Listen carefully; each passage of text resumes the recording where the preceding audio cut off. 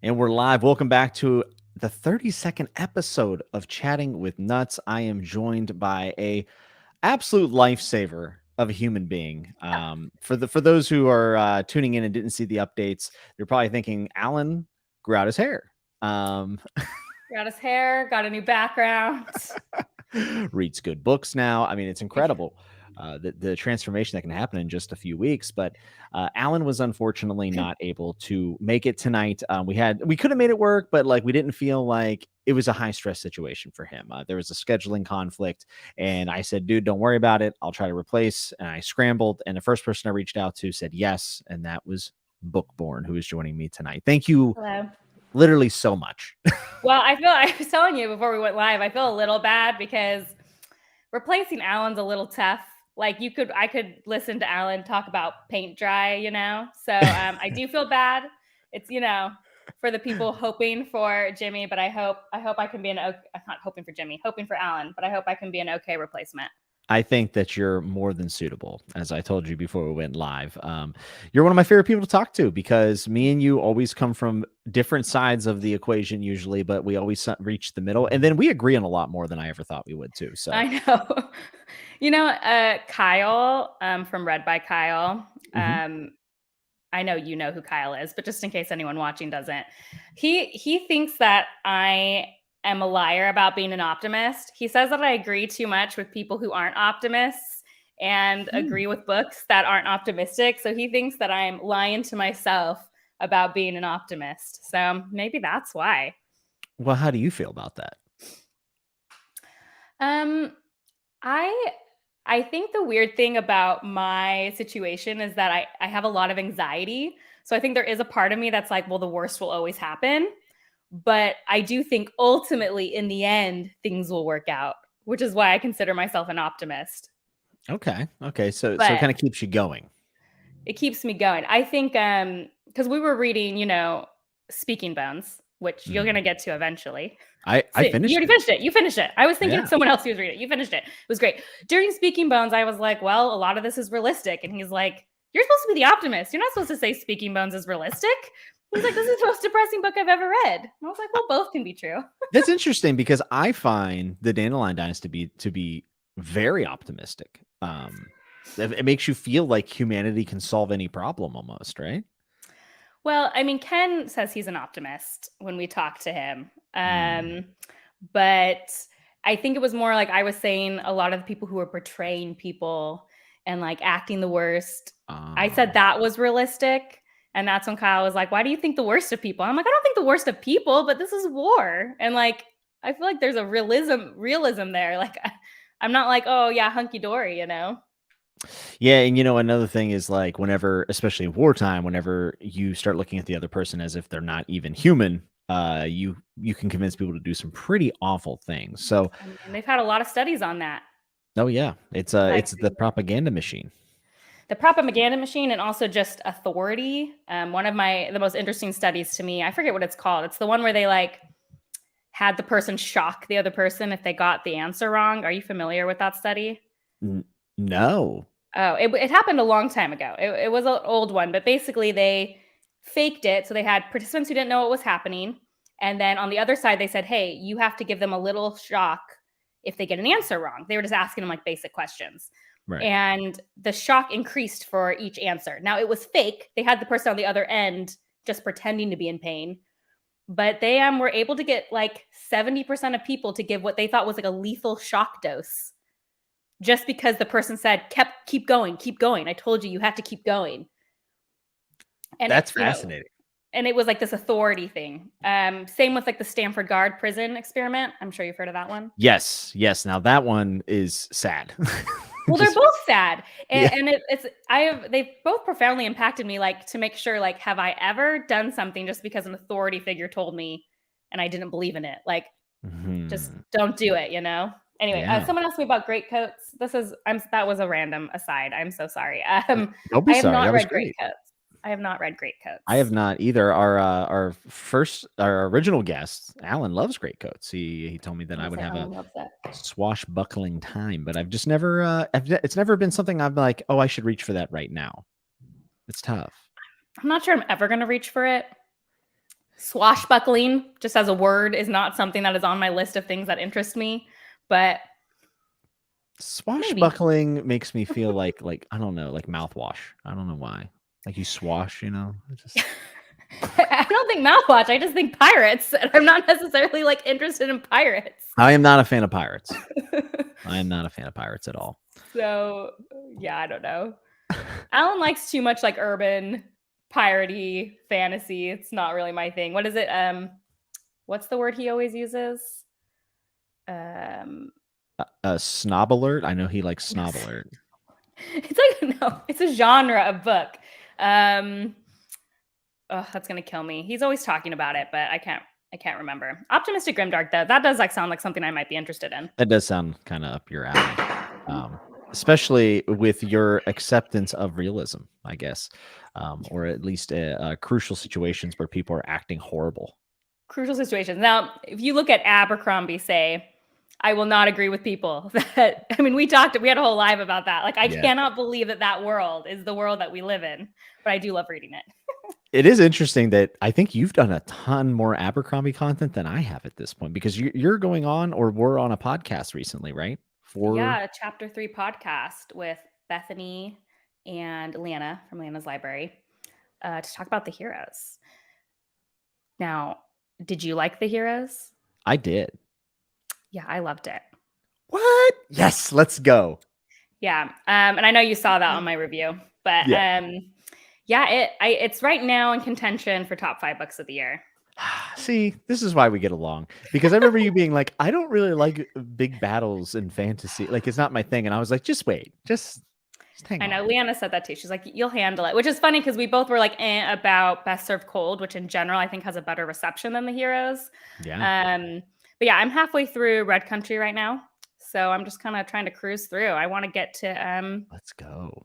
Get to the Trouble with Peace or Wisdom of Crowds or whatever. Yeah, Age of Madness. Whatever that is. Age of Madness.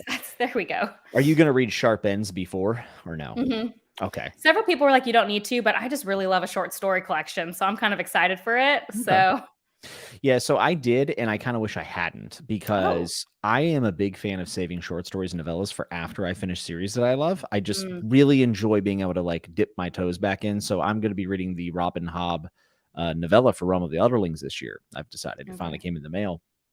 So I wish I would have saved Sharp Ends a little bit. Just do you need to know anything in Sharp Ends for Age of Madness? Need? Nah. Nice? Maybe. I don't think it's needed. But by all means, do your original plan. You're doing it the right way. You're enjoying it. I'm happy. Are you liking Red Country so far? Yeah, I'm enjoying it. It's not, I'm not loving it as much as Heroes, but I didn't really expect to. But I'm enjoying it. I was very excited when a certain quote was used at the beginning of the book. And I solved that mystery. I mean, it's not really like solving, but you know what I mean. It's the best. I was like, I like texted her. I was like, oh, I'm so excited. So that was really fun. And I'm enjoying that a lot. Because of that, and also the fact you weren't spoiled on it is amazing. Because I always tell people I think the enjoyment of Red Country goes up depending on how much you enjoy that reveal. Yes, and for me, it made it my favorite standalone when I read them. Oh, okay. I've kind of retconned it a little bit because I've been pressured by people online telling me I'm wrong. So like now I'm like, well, maybe it's the heroes. But like if I go with my gut reaction, I actually liked Red Country the most of all the standalones. Yeah, I had, again, really low expectations for Red Country because everyone was like, Red Country is the worst. Abercrombie was tired. It's a Western. But I'm really enjoying it. Like, I'm like, well, I enjoy listening to it the whole time. I'm listening, by the way. This is the first Abercrombie I'm listening to because I was worried about it, not liking it. But instead, I'm like, oh, I actually kind of wish I would have just read this because I like all the characters a lot so far. Yeah, and I like some of the things he ends up doing with the world that you'll see later. Like, there's no doubt that there are some things that I would say are a little weaker than the other books, but like as a whole, I just remember finishing and being like, I want more of this. Like, I could read more of this setting. So I was a big fan. By the way, the thing you were trying to think of earlier for Alan's genre he likes, is Flintlock fantasy. Flintlock, thank you. That's right. Yes. I don't necessarily even know what Flintlock is necessarily, but it sounds like something I wouldn't like. So I think it's like colonial, like there's guns. That's what I assume. There's just guns. There's like muskets and such. There's guns. And I am just like not super interested in guns. I think they're hard to do well in fantasy, so I don't search it out. Yes. I'm not going to say I don't like them in fantasy because I haven't read enough of it. And I've done that so many times on this channel and then have to come back 6 months later and be like, I actually like it, guys. And everyone's like, you're the worst. And I'm like, I know. I mean, I always say though, because I get in so much trouble for stuff like that too. Like if I read something I don't think I'll like and I don't like it, people get mad at me. And then if I read something I said I wouldn't like and then I do like it, people get mad at me. And I'm like, here's the deal. You got to try new things sometimes. And It's sometimes true. it's going to hit and sometimes it's not. And that's not a big deal. Like, Yeah. Yeah. I think I like kind of broadening my horizons a bit. And I think the one thing that I feel weird about is that I do like a vast variety of fantasy fiction, really. But if we stick to fantasy, like I can enjoy the swashbuckling at times, but I also like really deep philosophical stuff like Prince of Nothing or Aspect Emperor. So it's kind of hard to pin me down in one way. And for some people, that's frustrating because they want to be able to like identify with you on one series. And put you in a box. yeah, because let's be honest, like a lot of people do come and watch our videos because they want their next best recommendations. There's a lot of books out there. So to have someone that can kind of, you can decipher what to read through is important and very useful. But I think sometimes I throw people for a loop for things that I really enjoy. Like, for instance, Grace of Kings, like it's a 50% success rate. 50% of my audience hates it, and the other 50% really enjoys it. So it's like, I feel bad when I feel like I'm leading people astray sometimes. Dandelion is definitely one of those series that it's not just like, as much as I love it, like one of my top favorites of all time, isn't something like I would just recommend to anybody. Yeah. I need to know a little bit about their reading taste before I'm going to go out and just be like, try Dandelion Dynasty. Yeah. I also feel the one thing I will say though is like I feel like it's unique enough to like it's worth a shot. Like it's worth a shot because it's pretty wild. That's true. And it's hard too though, because I have to tell people like Grace of Kings, it is, but it also isn't the rest of the series. Yes. Like Wall of Storms and Veiled Throne and Speaking Bones do something pretty different than Grace of Kings. And I loved both of them, but it's also be like, just read Wall of Storms too. It's only 2,000 pages, just together. just you can do it. I mean, everyone tells you to read like 10 Dresden books. You can read these two. It'll be fine. You can read these too. Yeah. I might go back to Dresden. Really? Well, I was like so close to reading a Dresden, and then Kyle messaged me something that happened at the end of book 7, and he was like, well, you're going to hate this. And I was like, well, 7's the book I'm supposed to like. And so I'm just like, I'm vacillating. Because my original idea was to just skip to book 5. No, I was going to skip to book 7 because several people told me that book 6 is not something they ever wanted me to read because wow, I would be very angry. Okay. Several people that I trust, including Jake and Kyle and people I'm like, Jake would know. Yeah, Jake's an ambassador of the series. Yeah. Yeah, he would know. He was like, but you can't do it. You can't read book 6. So I was thinking of skipping to book 7 and just Wikipedia, like going on Wikipedia and reading the rest of them. And be like, look, you told me to read Dresden. I'm starting with 7. I still may.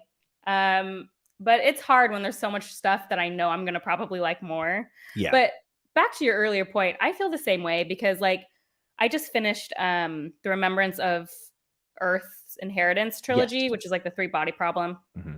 No one knows the name of that trilogy. Nope. I had never heard that until 3 Body Problem. Very recently. 3 Body Problem trilogy. 3 Body Problem. Have you read all 3 of those? I have not. I actually I plan on reading the 3 Body Problem at some point this year. Oh, okay. Yeah. I'd be interested what you think on that one. But so I love the 3 Body Problem. Such a good book. In fact, it was my top book. We were together in Library of a Vikings video. Yeah. That was the book I chose. And that book, when you compare it to like a Sanderson novel, could not be totally different. More different. Or even, and then you got Abercrombie as like the other triangle point. And it's just like, and I like all of them for different reasons. So I feel like I sometimes can be hard to pin down as well. Like I never know. It either does it for me or it doesn't. I don't necessarily know if I have a reasoning. Yeah, I'm just pretty open-minded, and I do enjoy most things that I read. I also don't read a lot of things I don't think I'll enjoy. So like I don't know, but my palette is wide. It's very, very wide. I'm so well read. I'm just amazing. No, I'm kidding. It but it sometimes I look at myself and I'm like, how am I going to justify liking this book? After I just talked about this book. So it's a bit of a challenge, right? To try to pin people's interest down. And I'm bad at that with other people though. Like I thought for sure Shelf Unstable, Amanda, who I just did a chat with for the Prince of Nothing trilogy with Slowly Read and her.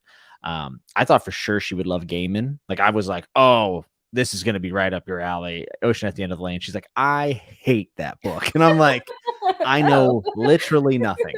I am an idiot. So I've just given up on trying to predict what people are going to enjoy. Like the heroes, I honestly wasn't sure. Like I was like, maybe you will, maybe you won't. I wasn't concerned about the battle portion, but I was concerned about the other things because it's a slow book for all intents and purposes. So It is, but you know what? I like slow sometimes. same. Like I can deal with it. It just has to be the right kind of slow, is what I always tell people. I have to, if you're gonna have a slow book, I have to like the writing.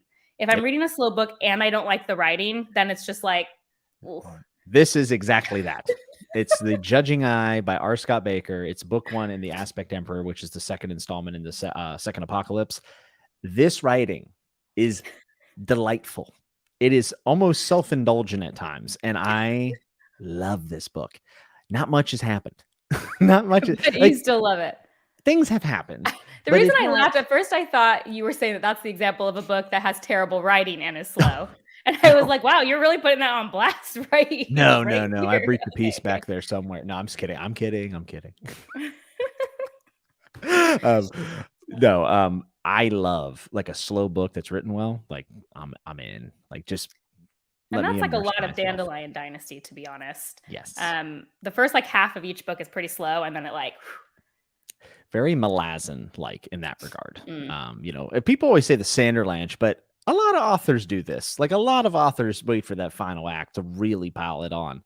And I just happen to be a big sucker for it. I just am. So have you ever read Gormenghast? Severian was asking us if we have. It's a supremely underrated classic at best atmosphere I've ever read. I've heard this before. I actually just ordered the illustrated trilogy. It should be here next week. So I plan on trying to read that in the next year. But have you read it? No, I haven't. Okay. No, I need to though. Apparently. Never ending TBR. I feel like I want to start like dialing back through the history because I read The Hobbit again recently, and I'm going to be doing Lord of the Rings at the end of the year again. It's so good. It's so good. It's so good.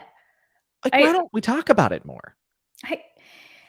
I don't, well, because people think it must be overrated because it's old and has been talked about for so long and we must be over it. And then you read it and you're like, no, this is amazing. Yeah. And it's like a kid's novel, but I don't care. I just don't care. I don't care. I don't care either. It's amazing. And so is the Lord of the Rings trilogy. I was going to say, I've been trying to go back and read some classic fantasy this year. That was one of my reading goals. And it's been really enjoyable. I'm actually on my third translation of Beowulf currently. Oh, so you went way back. I went way back. I'm talking history of fantasy. Like, where did our fantasy origins start? How did we get here? Wow. I'm really interested in that sort of thing. Like, so other than Beowulf, what else are you planning on knocking down? Because I am interested in this, and like I want to be better read in the genre itself, right? So like Sorry. No, go ahead. I was gonna say this is more like historical, as like what were the seminal pieces of fantasy that kind of influence where our genre is today, which I think is a little different than being like currently well read in fantasy, which is something else I want to do, which is one of honestly the big reasons I picked up Joe Abercrombie, even though I had zero interest in him, was because I felt like I can't be missing this big part of fantasy. But anyway, I ended up loving him, so it worked out. But yeah, so I started with Beowulf. I'm doing some fairy tales. So I did The Little Mermaid already, plan to do all the Grimm fairy tales. Nice. ACOTAR, no. You're just trying to upset me. No, I have to tell you this. I don't want to interrupt you, but my Patreon Discord, everyone jumped on Grace of Kings because I loved it. I was ranting about it, and I said, "Hey, like I don't know, it's not going to work for everybody." And then all of a sudden, like people who did not like Dandelion Dynasty started reading Sarah J. Maas as a joke, and now it's the biggest read along I've ever had in my Discord. And I'm like, I'm not in it. Like I'm like everyone in my Discord's reading it, other than like 3 people. It's bizarre. No.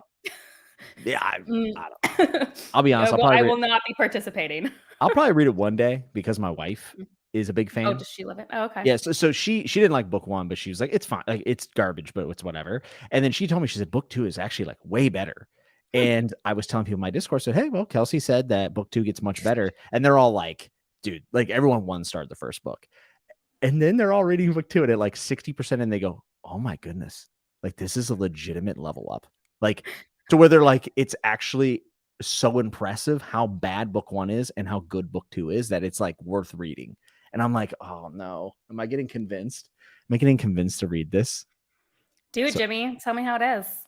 I mean, I won't. I don't like romance, and I have a feeling you don't like romance at all? Like at all? Problem. Pretty much at all. Almost every book I've read, I thought this could be better without romance. Because I thought the romance in Dandelion Dynasty was fantastic. It is, and that's because it's so scrubbed. Like, yeah, it's all. Well, I should let me back up. I vastly prefer romances that are heavily emotionally based. Yeah. Friendships or connection or things like that. So in general, a lot of books that say they are romance forward tend to not be that. Tend to be very different dynamics or dark romance or bad relationships. Really not interested unless it's like very plot serving. Whereas Dandelion Dynasty, you have a lot of romance that's very. I never questioned a romance in Dandelion Dynasty. I never thought, why would that person like that person? And if you've got me there, that's where I'm good. Yeah, I thought the romance was much better in the later, like especially book 2. I thought book 2 was really good. I did feel like a little bit of insta love in book 1. I guess I could say because it's not really a spoiler, but like Gia and Cooney, like, but it made sense for the culture. Yeah, I think that was okay because it was like, well. Yeah, it fit the world. It was a little different. Yeah, it fit the world. I was thinking more of I guess I was thinking characters later, but all of those are spoilers, so yeah. If it's good, just won't talk about it. They're good. They're all good though. But yeah, I'm even in Sanderson books, like people love Mistborn's romance, and I'm like, They do? Yes, people are like hardcore about that romance. How did you know? Okay, so you're on my side, Jimmy. See? Well, I don't like Mistborn in general, so you don't like Mistborn. I like book 1. I like book 1, but after that, I really love Mistborn, and I'm just always like in book 1, I'm like, interesting. Okay, that's what I'll say. Yeah, I don't know. There's just a lot of examples where I just like every romance in the Wheel of Time. Oh God. Yeah. I mean, I used to say I didn't like romance in my books, but then I saw good romance. Like, for instance, I think Hop does it extraordinarily well. So I've kind of, again, that's one of those things I said, and then I had to dial it back. And it was like, I hate flashbacks. And then I think it was actually Kyle. He was like, a lot of books you like have flashbacks. And I was like, yeah, you're right, dude. Like, you're actually right. Yeah. But you know where my hate for flashbacks comes from? I don't think I've ever said this, so hopefully I'm not repeating myself. But penultimate episodes of TV shows that do a flashback after a huge cliffhanger. Like if there's 8 episodes, cliffhanger 6, 7's pure flashback, 8's the finale. Hate it. Hate it. Why? I do not want to be told twice something on a TV show. Oh no. Can't I don't need to know the past. Yeah, it depends. It depends. I guess, maybe I should rephrase. You're going to have a hard sell to make me read something where romance is the main focus of the book. Yes. Romance as side plots doesn't necessarily bother me. But something like, at least from what I know of ACOTAR, romance is a main primary aspect. Yeah, the smuttiness is like the jam. Just not into smutty. If I want smutty, I'll go read Guy Gavriel. Okay, at least I'm gonna have some elegant prose as I don't want smutty. Period. Yeah, that's even hard for me in like Abercrombie books, but at least his are hilarious. So I don't really know if I can call it smutty because they're just absolutely freaking hilarious. Yeah, it's literally meant to like almost mock that, right? Mock it. And it works. Yeah. But like, okay, like Greenbone Saga, there was romance in there and I enjoyed it. You know what I Yeah. mean? But I would never say that that was a primary function of the Greenbone Saga. Yeah, it's also tough because a lot of times what romance boils down to, especially in like older fantasy, is it's just something for a female character to do, like rather than it being like, part of life. It's literally like, hey, this is just a love interest. And that's kind of hey. Yeah, and there's just a lot of romance tropes I dislike as well. Mhm. So when those start to pile up, then it's Yeah. just like hard to like, you Love got love triangles. triangles. Yeah, exactly. It Love triangles, enemies to lovers, hate it. What being honest, what are the other ones? Like um instant love, absolutely hate it. yeah. Um the everyone's in love with the main character, hate it. There's just a lot. Yeah. So I mean, you just kind of listed off like 8 reasons why you'll never read The Witcher again. So I guess that's out the window, right? I'm not gonna say anything. Did you see the new illustrated editions they're doing though? No. Oh. Why would I care? Well, it's just news. It's out there. I know Actually, are you. these like the new cover? I saw the covers. The covers did look Yes. really gorgeous. I Yeah. didn't look at any of the So inside they did stuff. The Last Wish, and I read it, and I did like it. Even for its faults, I actually enjoyed it. But I'm a huge fan of the games. Like the games are the primary form of that story for me, which I know is heresy as a booktuber, but it's true. So many people in the comments of my 2 videos Mhm. have said like, well, the games are great. Like, I don't think that's an unpopular opinion. I think so many people feel like The Witcher 3 in particular as a game Is just is like the best of what it's so good. it is. It's like So playing a book. I love it. I absolutely adore it. But I guess for me, it's like reading the book. I'm not leaning like into the expectation like this has to be mind blowing. It just has to be Witcher related, and I'm like, I'm happy. Like I'm cool. yeah, and I've told so many people like I'm not surprised people like The Witcher because I actually quite like the world and Yeah. so many of the world building and things are very interesting. It's when you go in with a certain expectation and then are just blasted in the face with something you weren't expecting. That's where I really like struggled. I think if someone had Yeah. just warned me going in, Oh yeah. I wouldn't have Expectations had are like huge. the visceral reaction that I had to it. Yeah. I actually like the second one better, which apparently is another unpopular opinion, but See, my buddy Matt, he did a review for the first book actually. He's a video game channel and he started reading the books and he also liked book 2 more. So, and he liked the first one fine, but he really liked the second one. So they're releasing all of the books in that illustrated fashion, which I'm so mm, excited about because The Last Wish I love it. It was like $20, and for that edition, like it felt like a pretty good deal. It's like a Sanderson hardcover. Like when you get that, you're totally. like, it feels like a special edition. Like Rhythm of War, when I opened it, I was like, this is insane. It was beautiful. It was beautiful. So I nice. mean, I've given up on not spending money on books at this point. I mean, Yeah, it's over. you're talking $20 hardback. That's nothing. Okay, No, cool. yeah. Like I've just stopped lying to myself about it. Like I'm like I keep saying I'm going to switch to e-reader. So I'm not. I'm not. No, I hate e-reading. So it's like I don't have a lot of hobby. I mean, you just think of it as a hobby, and I don't have a lot of hobbies I spend a lot of money on. And Yeah. this is my hobby that I like to spend money on. It brings me joy every time I walk in here. Mhm. So I'm not going to stop. Yeah, and we were talking about our shelves before we went live, and I was talking about, I had the Verizon guy that would hold my swords and stuff, and you said like your room is the first thing that people see, and it makes us happy as nerds when people nerd out over our stuff. It's like the best feeling. People want to talk about it. People want Yeah. to, why do I have a lightsaber on my wall? Why do I have this Captain America shield? Yes, come in, talk to me about like whenever I wear like a nerd thing out. Like I feel like Game of Thrones, everyone knows about it, so people maybe comment on your shirt. I don't know, but Yeah. whenever I'm just desperate. Please, someone talk to me at the grocery store. Like, you know what I mean? Like I'm wearing my wrap. If I'm wearing a wrap, like talk to. I mean, no one has ever. That's not true. Like twice.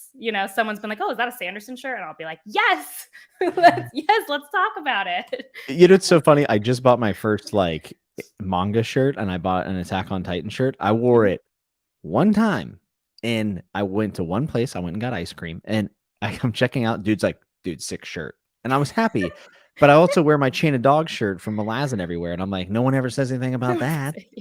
No, and so Attack on Titan, that's popular enough because like I get whenever I wear a Star Wars thing out, I get that's the most comments I get. People will engage with me about Star Wars, but like Star Wars, everybody can engage with you on some level about Star Wars, you know? But Yeah. my Brandon Sanderson shirt has only gotten one comment. Best day. Not this one, but my other one. That was nice. It That's was nice. actually, this was a few years ago, but it was a preschool mom. So it was even better. She was like, "Oh, is that a Stormlight Archive shirt?" And I was like, "Great, let's be best friends because I need a mom friend who wants to talk to me about the Stormlight Archive." Yeah, I've noticed jiu-jitsu, like people are like, "Oh, you read? You have you ever heard of Brandon Sanderson?" And I'm like, it's always him. And then I'm like, "Yeah, have you heard of like this other like Joe Abercrombie?" No, who's that? And I'm like, and they're like, "Oh, it's just like Tolkien, Sanderson, Martin, Wheel Time. That's it. That's it." Do you feel like being on Booktube and in the online book community has given you unrealistic expectations about general readers that you run into? Yes, because here's what happens every time. Someone goes, "Oh, I read," and I go, "What do you read?" And they go, "Oh, I read Stephen King," and I go, "Oh my gosh!" So in the stand, like whenever they're making and then I go in and I'm talking about like themes, and I just do this, and then they look at me like, "Oh no, I set them off. How do I put them back in the box?" And then I feel very awkward. Yes. It's even worse when like my polite in-laws are like, "Oh, you're reading. What are you reading?" And I'm like, "Oh, let me tell you something about the Dandelion Dynasty." And then I just start explaining it, and they're just like, they don't care. It's Like like blank. they don't care. They just trying to relate, and I can't. I'm bad at reading the room. I'm just bad at it. I have the problem where I get obsessive about things. So there are some Same. things, right? I think a lot of us on BookTube are like that. Yeah. Why we all get along. So like, I just always know a little too much about a lot of subjects. So people maybe will want to engage with me about Brandon Sanderson, but then like I know so much about Brandon Sanderson. You know what I mean? Like it's so much. And Yes. then it's like that's when it gets awkward. I can actually relate this to a buddy at work. I talked to him a lot. He's really into Marvel. He's into comic books and stuff, and he loved the Game of Thrones show. Was a bit turned off by the last season, and he's like, "Oh, I was a huge fan of the show." So I go into like my Song of Ice and Fire knowledge, and then I just You have a realized ton. that I'm drowning him, and I'm like, but the cool thing is this is a person who after the show was kind of like, "Oh, I'm just kind of done with it," And then I'm explaining, I'm like, "No, to do like this and this and this," and he's like, "Dude, this sounds sick." And he's like, "Why wasn't this in the show?" And I'm like, "It's in the books." So then like he actually picks up the books, and it's like, oh, so sometimes it's a good thing. Sometimes it could be a really good thing, but most times it looks like someone's drowning in like calculus. They're just like, huh? Yeah. I my most embarrassing one, this was I think about Harry Potter. It was a while ago. Someone was like, "I'm the biggest Harry Potter fan." And I was like, "Me too." They're like, "No, seriously, no one's bigger than me." And I was like, "Great, let's talk about this." And then well, we'll talk about that. But and then we got to talking, and like halfway through the conversation, this person was like, "I actually think you're a bigger fan than I am." And that was one of my most embarrassing moments because like I knew so much that this other super fan was like, "Actually, I think you know more than me." And that's how I feel about like Sanderson or like even Dandelion Dynasty now because I've had such a great opportunity to talk to Ken Liu on 2 interviews. Like, so I just feel like I know so much about it now. And it's Yeah. just like people are just like, wow. Who said about I usually hate when people talk to me. Let's be clear. But if you want to talk to me about books, I will talk to you about books. Yeah, the Because Gersh I'm kind story of the gives same. me I don't want anxiety. anyone to talk to me All right, mostly. But I'm just like, gonna put I'm gonna put this out here, and I want to see if anyone else relates to me because I've told this to my wife multiple times, and she accepts it and she understands it. But I don't know if this is a thing. Does anyone else have checkout lane anxiety? that's why you do Like self-checkout. I know, but like when you can't and you're in the Mhm. line, I get anxiety about it. Like I'm like, am I ready? Is all my stuff on the thing? Am I moving too close? Moving too slow? Am I moving too fast? Does the person in front of me think I'm rushing them? I'm not trying to rush them. And I go through this every time. So I skip the checkout line. I go, "Hey, you gonna check out?" And Kelsey goes, "Yep." And I go outside because I hate the checkout lines. Is that I weird? mean, it's not weird because that's just what living with anxiety is like, especially social anxiety, which I have. Like, that's just me. Any interaction ever. You've just Okay. described how I feel. Like, am I being stupid? Am I saying too much? Anytime I get off alive, like tonight, I will spiral about how I talked more than you did. and I dominated the conversation, and I shouldn't have talked so much. Oh no, you're the ideal guest. You talk the perfect amount.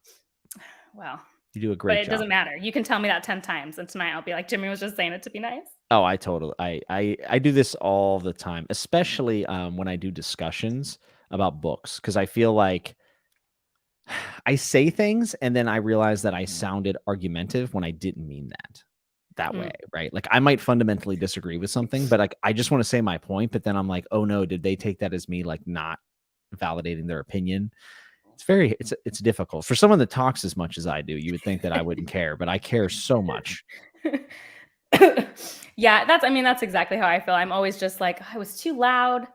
I said it too rushed, like too rushed. Yeah, self-checkout is where it's at. I also do you get a ton of anxiety when people come to your house to work on something? Like we had an electrician, and the anxiety I have, do you want me to talk to you? Do you want me to leave you alone? Do you think I'm stuck up if I don't talk to you? But then you might be like, dude, just let me do my job. Don't sit here and talk to me. So like I can't tell you how much I relate to that, because you could have just stopped it when people come to your house. Because I'm always like, I don't really go over to other people's houses anymore. And I'm like, is my house normal? Like, I know I have a lot of books and I have swords in my main floor, and then I have cats, and one looks like a little lion. And I'm like, is that bad? I don't like having people in my space. I don't know what it is. I just don't like it. I mean, I like having people over that I know. Like I like hosting. I grew up with a mother that loved to host. Yeah. I like to host people. But it needs to be planned. I need to know when and who. Yes. How long are you staying? What time are you leaving? What time are you leaving? Yes. Thank you, Derry. Oh man. So we were talking about the grocery store just randomly. I just want to say, like, midnight shopping, the best. When no one's in the store, love it. Who's up at midnight, Jimmy? Not Well, me. I used to work nights, so I would take lunch, okay.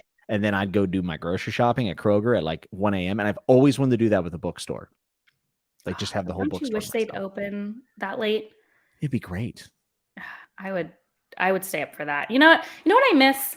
I miss midnight book openings. That's not really a thing. It was really only a thing with like Harry Potter. Maybe Game of Thrones. Did Game of Thrones ever have a midnight? Yeah, release? I think Dance did. Dance was huge. I think Winds of Winter would.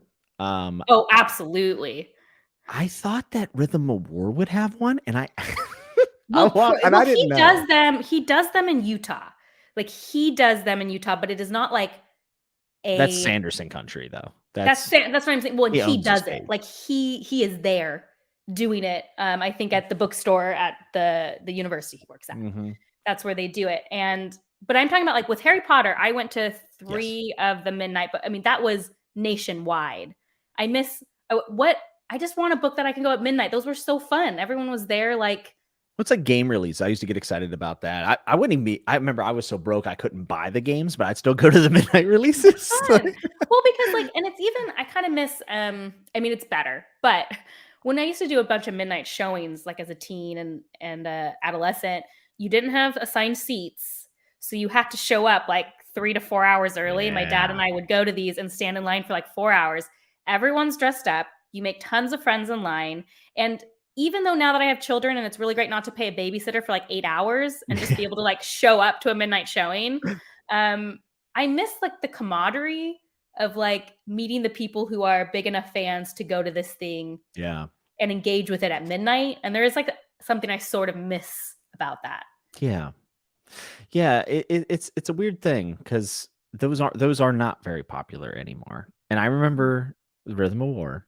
This is like I was still like dumb. Like I didn't really understand like the reach of authors. So I thought Brandon Sanderson was like Stephen King. Like in my head, and this is only like what, a year and a half ago, but in my head I just didn't make that connection. Mm-hmm. And I remember going up to the counter, and I've had 2 moments like this. So this is the first one. So I walk up to the counter and I say, hey, my name's James. And I'm like, why am I introducing myself? Like, this is just a worker. This is embarrassing. I'm like, do you know what time the midnight release is for Rhythm of War? Like, what time is the line going to start? Is it 11:30? And she's just like, well, what are you talking about? And I'm like, well, you're going to do a midnight release for Brandon Sanderson, right? And she's like, who's Brandon Sanderson? And I was like, oh no. And then like the guy next to her knew it. He's like, oh no, like, we don't do midnight releases really for anything anymore and all this stuff. And I'm like, oh, okay. And like, that was a moment where I was like, oh, what I read is so niche. Like, it is Yeah. so far in the corner. No one has any idea what I'm talking about. It's hard because in fantasy, Brandon Sanderson is just the name right now. Yeah. And it's just like, it's someone like not knowing who George Martin or Brandon Sanderson is feels so alien to me. But I mean, I've even met people who are like, oh, I love reading fantasy. And I'm like, great. And they're like, who's Brandon Sanderson? And I'm like, I don't, And he is you just big. told me you loved reading fantasy. I mean, he is big, but he he's he not earned big. $41 million from a Kickstarter. I think he's big, but it's just Yes. not mainstream. It's as weird as that is to say. I would say that he's about there. Like, he's almost there. And then when he gets an adaptation and it takes off, that's it. It's a wrap, right? That's what it is. But you know, those midnight book releases or whatever, I think, you know, Harry Potter, that had the kid and the adult audience. Yeah. I really think it would be tough, even after an adaptation, for Sanderson ever to get enough of an audience to justify that sort of thing. That is the problem. Yeah, I would say that if there was any author that could do it, it would be him. Agreed. Yeah, because he is But the it most will be a family bit. friendly. It would be tough. It would be very Yeah. tough. Alex asks, "How's the new place, Jimbo?" It's a lot of work. Yeah. Like, guys, I didn't know termites were still a thing. I had no idea. And then I get a termite guy out and he's like, yeah, like, we got to do some work. And I'm like, that's not what I wanted to hear, dude. Like, I was hoping the Because 5 you minutes. own, you bought the house? Yes. Yes. Okay. So are you a first-time homeowner? Yes. Great. Yes. Me too. We bought a house 2 years ago. The laundry list is never ending of things you need to do to take care of your house. So congratulations. Yeah. It's like the infinite to-do list. And so me and my wife are setting up in here because I pulled my desk out. I want to get a different angle. And like, I'm just looking around and like, we're stumbling over stuff. I'm like, oh, I'm not even like done putting away my office. Like, it looks, from you guys, this looks good. On the other side of the room, it's a nightmare. And I just have books on the ground and I'm like, why didn't I put that away this week? Like, what's wrong with me? Like, I'm downstairs reading for 3 hours, but you just don't realize that at that last 10% of moving in, especially with Impossible. books, it's impossible. Impossible. Like, I'm just sitting here staring at books on my ground. Like, why are they there? I have Curse of the Mistwraith is holding up my phone right now. Like, it's silly. That it kind of happened when we moved in. Sometimes putting books on a shelf also feels very like permanent. It's not, but it feels like a thing. Oh, it's great. I love owning a house. I will be honest. It's just a lot of work. Alex says owning a house. Alex says the house. I love it. Well, I mean, in some ways, I love owning a house. I get to do whatever I want to it. Yes. Like, it's no more like I get to make it the way I want to make it. Our house isn't super old, which does help. It was built in like 2000. So that is with a grain of salt because like we rented houses that were like built in the 40s and that was also never, but it was renting. So we didn't have to pay for any of the problems, but it's pests and maintenance. And I can show you this after we get off live if you want to see it. I made a notebook. I have a notebook now. It's my house notebook. And it has a maintenance schedule with everything I need to do yearly, monthly, whatever. I've started writing it down, change the air filter every 3 months. So that's going to be June and whatever and whatever.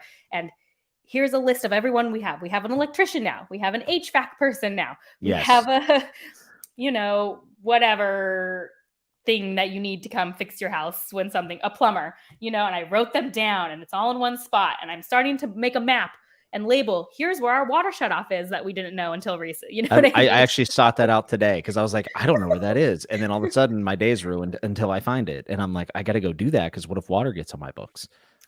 That's what happened in my last place where I was renting. There was a leak above my books. Now, luckily everything was okay. But like, it literally was just like above my books. I'm like, anywhere else? Like, I don't and have... that was where your main water line was?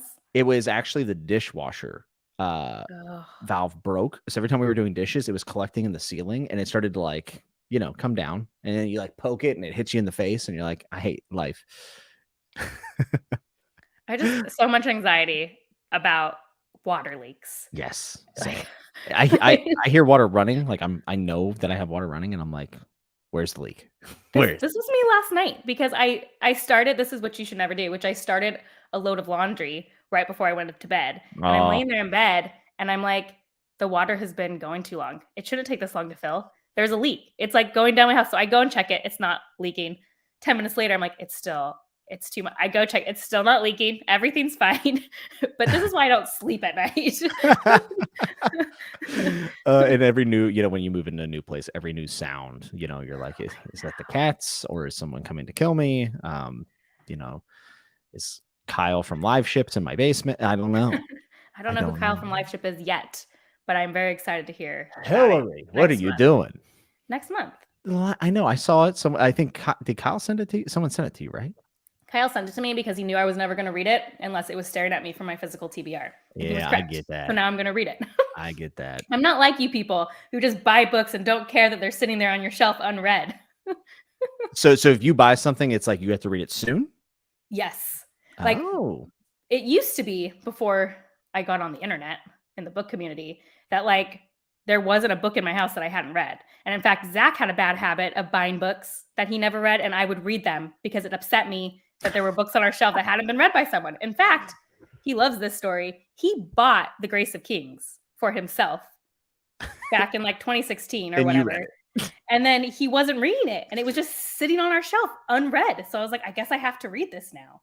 And he still hasn't read it. And now I'm like, what's he doing? One of the main cheerleaders for that series. So, but now that I'm on Bookstagram and people have sent me books and are so lovely about it, I have a physical TBR of 25 books, and the stress it gives me. Wow. I have unmatched. At least 100 books probably I own that I haven't read. So you're doing fine. You're doing great. That's what everyone says, but they're in a different spot. They're not allowed on the bookshelf. So they're just in a stack because they're not allowed to be graced. People are telling me there's water sensors. People think you're hilarious. I'm glad you guys all think my anxiety is funny. I appreciate that. Yeah. We're an uplifting crowd here at the Fantasy Network. Colin says Jimmy needs to get on that books Instagram. Not now. I'm on Instagram. I just use it to DM people. I don't post. It's never going to happen. YouTube is enough social media for me. I like you guys, and that's it. I actually started my Instagram before my YouTube. How trendy of you. It was not trendy. What happened? We talked about this? I was originally going to be a book blogger. Yes. And you said that you realized. And so that's why I did Instagram when I found out it had to be YouTube. That was really upsetting to me, the idea of getting on YouTube. So I tried Instagram first, and it was like, this isn't what I wanted. Jimmy does slide into DMs. It is confirmed. It's confirmed for sure. It's like, hey, what'd you think of that last Abercrombie book? Yeah. Or, hey, do you have time today to be on Chatting with Nets? Oh, man, I messaged you. I was like, this is the Hail Mary. Because if you couldn't do it, I was just going to cancel it. Because I have I was so excited. A ton of other things to do. And I was going to have you on the next episode. So I was like, well, I'll just hit up Bookborn because she'll come through. And you did. So, by the way, thank you to Zach and your family for the last. It worked out. He's going to play pickleball tonight. So I just had to make sure the pickleballing wasn't going to happen during this. And it's not. So it was great. Pickleballing. What is that? Playing pickleball. What's pickleball? I don't know what that is. Never heard of pickleball? No. Do you hit a pickle with a ball? It's the new rage. I've only played once, but it's the new thing kids do. I don't know. It's it's a court, smaller racket. It's like a mix between all those things, like tennis and what's the one when you do it in the courts in the room? Racquetball? Is that it? Racquetball. It's like a mix of those kind of things. It's like a sport. I don't know. Well, it sounds fun, but that could be time I could be reading, so that's tough. Also, Jimmy, Alex are you trying to improve his SEO? I had to block Jim on Instagram. He kept trying to help me improve my SEO. This is not true, though. I do know about SEO, so if you need help, let me know. I actually worked for an SEO company for a while. I believe that. Yeah. We both have worked in the software realm, right? Yeah. Yeah. SEO is super interesting. It is. It also can be very frustrating. Yes. When you know that you can't compete with certain businesses on Google, it's very frustrating. Very, very frustrating. It's a shackles. You can use it, but also that's right. You're kind of stuck. That's right. And I like when it makes sense. Google makes sense. YouTube, not so much. Let's not talk about the YouTube algorithm. I'm upset at it. Why is that? What's wrong? YouTube just punishes you if you do a video that people don't really love, and then they're like, well, now they're not going to love anything you ever produce, so we're just not going to show anyone your next 6 videos. And it's like, okay, cool, thank you, I appreciate that. Well, how did your Kenobi stuff do? Because your latest video, the intro with the hat and the mustache, I thought was hilarious. I was trying something new there, so I'm glad you thought it was funny. It was very out of my comfort zone, but gotta try new things, you know? It also just, Kenobi made me really mad, so Star Wars. Yeah, Obi-Wan Kenobi show, everyone I think is well aware how I felt about that show. Yeah, you're a big fan. You're a big fan. You're picketing for a season 2. I loved it. Thought it was solid storytelling, and now I do want to bring up something, and you brought it up yourself in the video, so I was very happy that you did. But you were saying how you don't like fan service, and the first thing I thought of was Stormlight. I go, and Cosmere. I just go, isn't the Cosmere kind of fan servicey, like overall? But you actually brought it up in the video, and you said, but Cosmere's cool.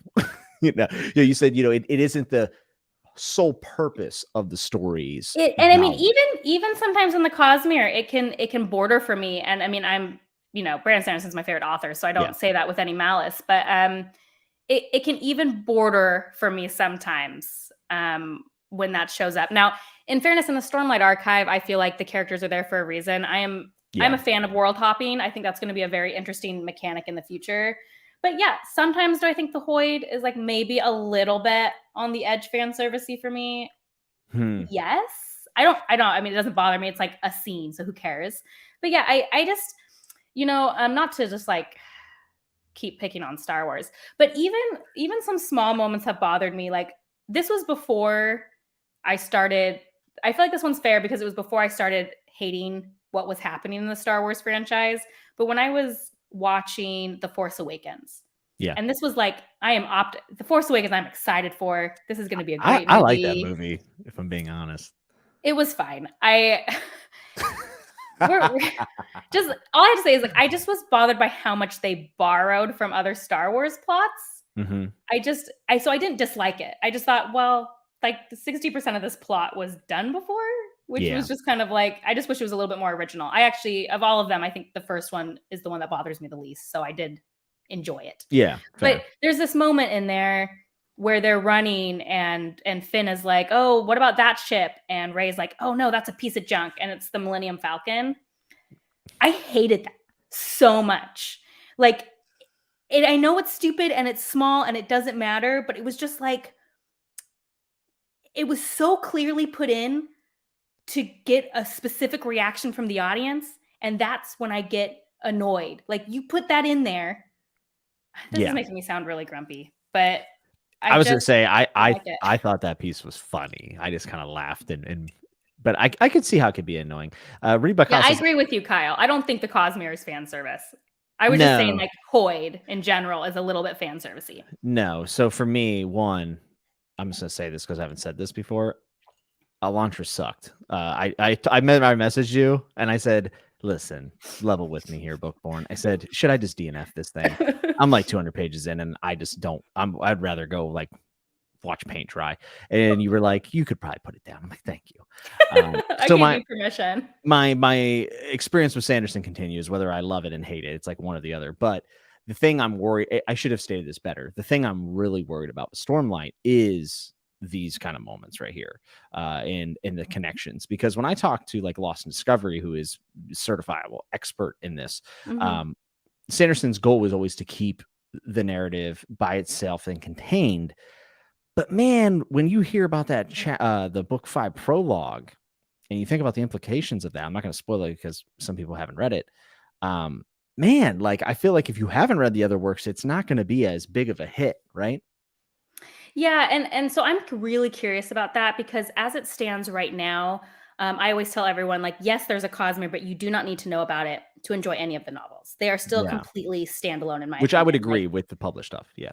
With the published stuff. And I am curious about that particular character you were talking about moving forward.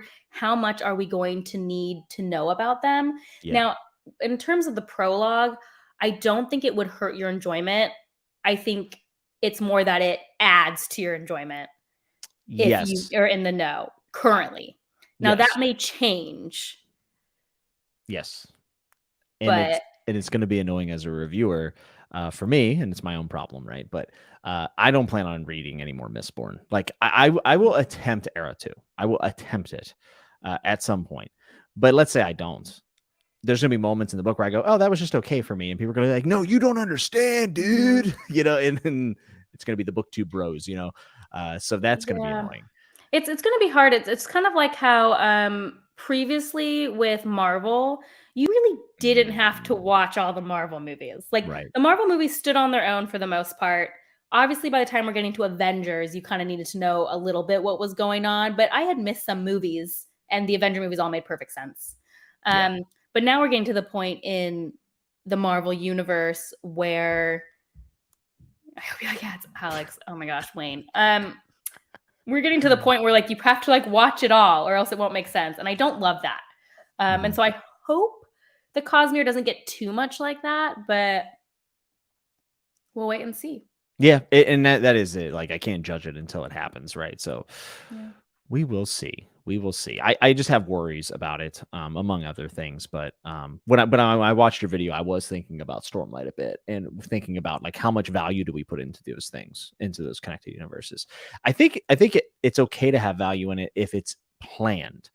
Some people probably disagree with that, but Sanderson's from the get-go, right? He read Foundation and he read Robots and like these were connected. He always thought that was a cool thing. And then I'm sure he was inspired by Marvel or whatever as well. But for him, it's always been this. So it's kind of hard to knock it that it's all interconnected when it was the intent. I mean, from the very first book he wrote. So that's definitely appealing to me. But Joe Abercrombie is, he has people kind of show up in his books. It never feels that fan servicey to me. It feels, fine, just like how I feel about the Cosmere. I mean, Red Country in some ways you could claim was a little bit like when that happened. I didn't care. I loved it. Yeah, I dug it. The thing about Abercrombie is like whenever he does a little call to fan service moment, it's like never enough. And I'm like, no, I want that person back, like full time, shove him to the front of the narrative. And he doesn't. He actually, to my frustration, keeps inventing new hateable characters for the most part. I do think fan service for me works a little bit better in literary form, at least of the stuff I've read in the fantasy expanded worlds, mostly because it's the same writer. So their obvious purpose isn't just to make money with familiar characters for the most part in those. Like, I never think Brandon Sanderson is putting those characters in because all he wants to do is make money off my familiarity. I don't think Joe Abercrombie's doing that. I don't think that's the reasoning. Whereas sometimes in these big universes with multiple writers and executives who want certain things hit, I think that's why it can end up happening more in a way that I personally dislike. Yeah, there's also something kind of, and this is just Disney, but there is something kind of gross about like an original vision that wasn't theirs and then them using it to get the, there is something about that, right? They're cashing in on it. So that can be tough. And a lot of people are jaded, with the larger companies in Hollywood in general for like recycled IP. I am now. I was very optimistic for a very long time, and Kenobi literally just murdered me. That was it. That was the end. It's starting to come down. It was Kenobi and my recent trip to Disneyland, but that's a whole nother thing. I would love to hear it. Do you want to hear about it? Yes. I grew up going to Disneyland. My family is a huge Disneyland family. We love Disneyland. And it's always been expensive. You go to Disneyland and you just know, I don't know. Have you gone to Disneyland? I've never been to Disneyland. I did the Disney World once. Okay. So if you go to Disneyland, you just know it's going to be expensive. The food is expensive. Everything's expensive. It's fine. You budget for it. You go. It's great. So we got to go after, not going for the longest time we haven't been because of the pandemic. And so we went, and the level they are squeezing you for cash is on the newest low that I have ever seen in my entire life. Like, this won't make a ton of sense if you haven't been there, but they used to have these things called free fast passes. You could get them to get in special lanes on rides. Yep. There are no free ones anymore. You have to pay for a service. And then on top of that, their most popular rides, you have to pay on top per ticket. See, so that's If you want to ride the new Rise of the Resistance Star Wars ride with a fast pass, it is $20 per person to get in the fast pass line, or else you have to wait in a 3-hour line. $20 per person, Jimmy. $20 per person. I'm so upset about it. It's and I was upset because, look, I can go to Disneyland and pay money to go do things because I'm privileged. And Zach and I got really upset. It's something that upsets us. We're like, people want to bring their families here. Yeah, that's right. And like, we only have 2 kids. What if you have a family of 4? Like, how are you even coming to Disneyland and doing anything anymore? And it was so upsetting that, like, I questioned if I wanted to go back after being like a lifelong Disney person. Yeah, you don't want to support it. I don't want to support it. It felt gross. Like, in this level of like, Disneyland was always expensive, but now I feel like it's exploiting people. And that was hard. Yeah. I mean, so this is the weird thing for me. So I didn't really grow up on Disney. So I've always had a pretty jaded view of Disney, which is interesting because I think a lot of people, like, the rose tinted glasses fell off in the last like 10 years for people. But for me, like, I always felt it was so corporate. And when I went to Disney World, I wasn't impressed at all. Like, the one thing I will say is, like, the effort of the people who do the work there is very immersive and very impressive. Like, it would be hard for me to say, like, if they made a Lord of the Rings like theme park, like, Disney would probably do it the best. Like, let's be honest, they would probably make it amazing. So there's something to be said for that. But I've just never had that like love for Disney that other people have. So to me, like, I'm almost like middle of the road now because it's swung so hard the other way that I'm like apathetic towards Disney. I don't really care. They don't really have any IPs that I care about. I'm sure one day they will, and then I'll be upset. You don't care about Star Wars, Jimmy? No. So my new thing, and I don't know if I said this last episode, but I just lie to people about if I've seen Star Wars now. Like, have you haven't seen Star Wars, period? You said you saw The Force Awakens. No, I have, but now I lie and I say I haven't. Okay. Because I don't want to have this conversation. I know. Because they, it's like as soon as I say I like The Force Awakens, they go, that movie is bad, and I'm like, all right, I'm out. Like, it's okay. I don't think The Force Awakens is as bad as everyone says it is. So, like, it makes me defend The Force Awakens because I was like, look, I enjoyed The Force Awakens. I did have an issue that it recycled plot lines. But when I went and saw it in the theater, I was like, I'm excited about this. Yeah. Now, the next 2 movies, I don't really want to talk about. But I'm fine with The Force Awakens. Star Wars is interesting. I had someone joke to me. It was a good friend, but it made me sad. It made me upset. They're like, are you even a Star Wars fan? Because you don't like anything they've produced recently. I was like, you say about most Star Wars fans at this point, though. I'm like, what? Like, did you know me growing up? All I did was dress up as Star Wars people. I had all the action figures, and I made my dad take me to see Phantom Menace 10 times in the theater. Like, I was so obsessed. It's been rough. And I feel like I try to give these things a chance. Like, I don't go into them trying to be a naysayer, but when it's just like the storytelling is just so bad, I don't even know what to do about it. Yeah, and that's rough, and you never want that to happen to something that you really, really care about. So I understand why people are really passionate. Like, if anything, it's kind of a respect to the original trilogy and how much it means to people, and what they had, and people react this way in all kinds of fandoms. I'm finding out in chat, apparently everyone hates Clegane Bowl from season 8 Game of Thrones, and if I'm being honest, I didn't hate it. I thought it was convenient, but I thought it was fine. I didn't know that was a thing everyone hated. Isn't it weird when you find that out? Like, when you have an opinion and you're like, oh, I'm definitely in the minority here, apparently.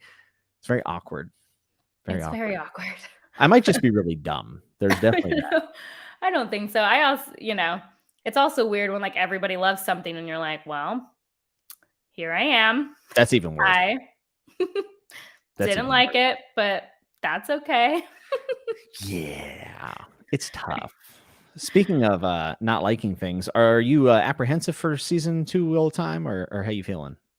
Oh, completely apathetic at this point. After episode 8 of season 1, the thing I'm the most interested in is I'm planning on doing my differences videos, and I'm legitimately concerned there will be a point where it will be physically impossible for me to do it. Mm-hmm. Like, I have this premonition that like after episode 3, I might be like, guys, I can't do this anymore because they are so far from like the Great Hunt or the Dragon Reborn that like it's pointless for me to sit here and talk about the differences. I was actually feeling probably a lot more optimistic than a lot of people about season 2 initially, because I thought I'm so glad someone's fingers are I always on love the Pulse Mitch. Society. Mine's definitely not Mitch. Alex. Not worth me commenting on. People were, of course, everyone was upset about my Wheel of Time opinion, because some people thought I didn't hate it enough and other people thought I was too hard on it. Yeah. Like, so people didn't like that I kind of was like, look, I didn't like the show, but I wasn't also like condemning everything it did, because it did some things I genuinely liked and I wasn't going to pretend it didn't. Yeah. I just disliked especially episode 8. Episode 8 really soured me on the whole thing because it anyway. Yeah. But I was hopeful. I thought, they're not so far. Like, it's not like season 2 couldn't come and blow my socks off. Yeah. But then I found out they started filming before episode 8 came out. Yeah. And so they didn't get any of the feedback, because most everybody I know disliked at least episode 8. Even if they liked the whole series, episode 8 was pretty bad. Episode 1 was a real fridge. Yeah. And it's so frustrating too, like, when you hear what Sanderson suggested to them for that, to have it be his mentor instead. I just wish they had listened a little more to some people. Someone mentioned this, and I don't know if it's true, but it was in one of my chats, and they said that they had heard, so this is 2 people removed now, that Sanderson was more involved with season 2. Do you have any idea if that's true? I don't know. I'd be skeptical from what I heard Sanderson say about season 1. Like, they didn't even give him the last 2 episodes to look at. Yeah. So maybe, but because they started filming before any of the criticism came in about episode 8, I'm feeling a lot less hopeful, and just stuff Rafe has said now. Like, he was like, so I've heard everyone really hates the love triangle that we did. I hear you guys, but I think what we're doing is good. So we're just going to keep doing it. That's like literally what it said. And I was like, okay, cool. Great. That's interesting. It's very interesting. I mean, on one side, it was Amazon's #1 stream show last year, I believe. So, well, that's the issue with all of these, is because they have these huge fan bases. And so Star Wars Kenobi, that was the biggest streamed thing on Disney Plus. Yeah. And so the issue is like, we're getting away with mediocre storytelling because it doesn't matter. It doesn't matter. It's going to get watched because they have fans. And well, we can't undervalue like mom and pa, like sitting down with the family to watch. You really can't undervalue that, though, because if they enjoy it, that's all that matters. I don't know if mom and pa are watching Wheel of Time, though. That's my question. That's what I want to know. I want to know demographics. I want to know who's watching it. Star Wars, though, for sure. And I wonder if, one thing to give Star Wars a little credit, I wonder if they're finding it difficult to thread the Star Wars needle of family friendly, but also enjoyable by adults. Yeah. Like, that's a really hard, I almost like, what if you did a Star Wars show that was way more adult, but then you'd have a lot of people upset who want their kids watching stuff. And it's like, okay, well, then go full kid at least. At least choose a lane, maybe. Yeah. And maybe that's why Star Wars is so hard to thread, because the original trilogy somehow threaded that. And maybe that's difficult. I don't know. Well, could we also just say, like, society's changed since then? What is deemed corny? I would say as a society with our media, we're a lot more pessimistic than we used to be. And it would be, a lot of people would look at it and just say, this is lame. Like, this is corny. If it were as wholesome as the original trilogy was now, I think. I could be completely wrong. But I have a feeling that has something to do with it and what they're seeing in the focus groups, because Disney's not, well, to be fair, you know what? I was going to say Disney isn't just going to throw something at the wall, but never mind. They did that with the new trilogy. They didn't even have a plan. So never mind. Yeah. Ooh, Rings of Power. Jimmy, how are you feeling about Rings of Power? I've went from extremely pessimistic to cautiously optimistic, and I'm somewhere in between where I'm just like, let's just watch it and see what happens. Because I'm kind of like, the people who are like naysaying the show, I'm going to be honest, I find them to be a lot more annoying than the people who are grandstanding for the show, which aren't many. I don't know if you saw that thing they released from Amazon, and it was like, we need more fans of elves. Did you see that? I try not to watch anything. Okay. Before I go to even Wheel of Time, I didn't watch anything because I do not like it to set me either way. People people get so weird about previews. And so Yeah. I just tried to just like, Well, this was more like saying, hey, this is a show that can be for anyone of any race, of any gen, like basically saying like, we need more fans of elves that aren't just like who the people look like in the adaptation. oh, I see. And you can guess how that went over on the internet. And I just looked at Great. that I'm and I sure was like, everyone loved that, huh? yeah. And I was just like, all right, listen, I get it. Amazon's evil. I got it. Okay. They still deliver books like within 2 hours to my door, which is insane. But with that said, I'm like, if this is the main complaint, I'm out. I'm gonna wait. I'm gonna wait and see what happens because I know, like Leanna, I remember me and her talking. She had some issues with the trailer and stuff. That's cool. That's cool. That's valid. I don't know enough about making movies or TV shows to comment on that kind of thing.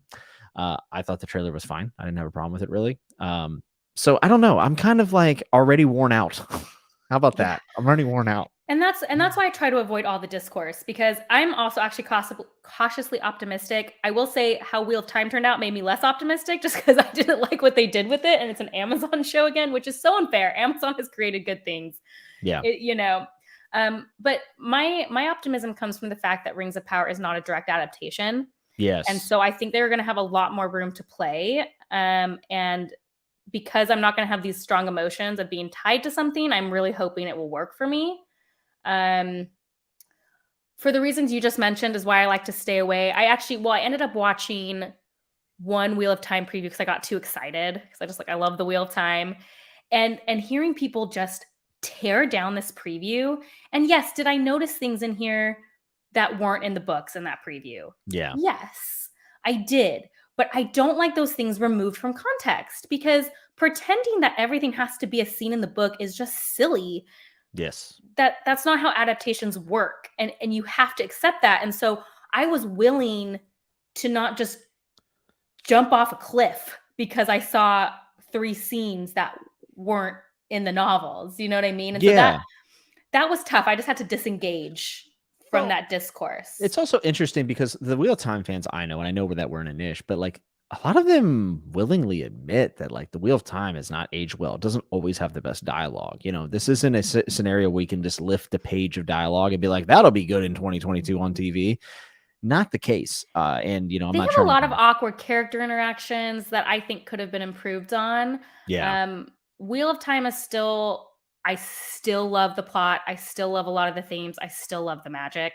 Yeah. And I think that's where the show went wrong. It's take that, but then they like didn't they messed up all that stuff. So then like, what were you keeping? Yeah, I don't know. Yeah, it's interesting. I feel like that's what I was wanting, if I'm being honest. Like I wanted a better, like, you know, a more up to date version of the Wheel of Time, but I was still interested in like the One Power. I was interested in all these things from the plot, with just Rand in general. Just a really fascinating idea behind a character, especially when it was published, but could be really cool on screen too, right? Mm-hmm. Especially with the success of things like Dune, I think. But yeah, it's not what they did. Yeah, and I think you know, I can't be sure, but I think the gendered nature of the One Power made them uncomfortable. Mm-hmm. And unfortunately, instead of making a choice one way or the other, they like just didn't either way. So like they don't really talk about it. We don't need to talk about that. Oh. Just like they didn't really talk that it was gendered the whole first season, but then in their extra content, which by the way, I never watch extra content. So I think it's crazy if you have important stuff in extra content. I only did it because it was the Wheel of Time. Then they talked about it.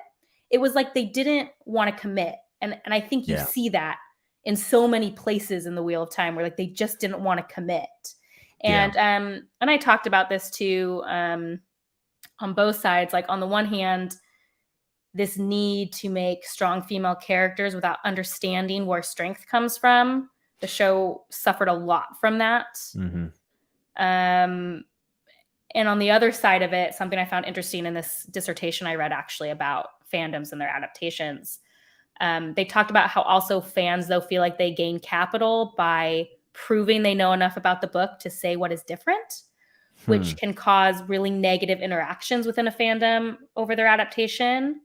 And so I really noticed that with the Wheel of Time preview. People were jumping in to say, I know this isn't in the book and this isn't how it is, to gain a form of capital within their fandom, as if you liked a change, it meant you didn't understand the original. And I think that's a very interesting interaction that I've been noticing a lot online now that I am aware of it. There is certainly that. Some would even call it gatekeeping at certain aspects, right? And I have ownership of this fandom or this work. I'll be honest, like it really makes it's my least favorite part of what we do is adaptations. I know that sounds strange because they can lead to so much promise and so much. I love the fact that it helps out the author and all the stuff, right? And sometimes it's amazing. Like I am so thankful that we got Game of Thrones. I know people like don't like the ending or whatever, but like I'm so thankful that Game of Thrones was adapted because first 4 seasons are my favorite television shows ever.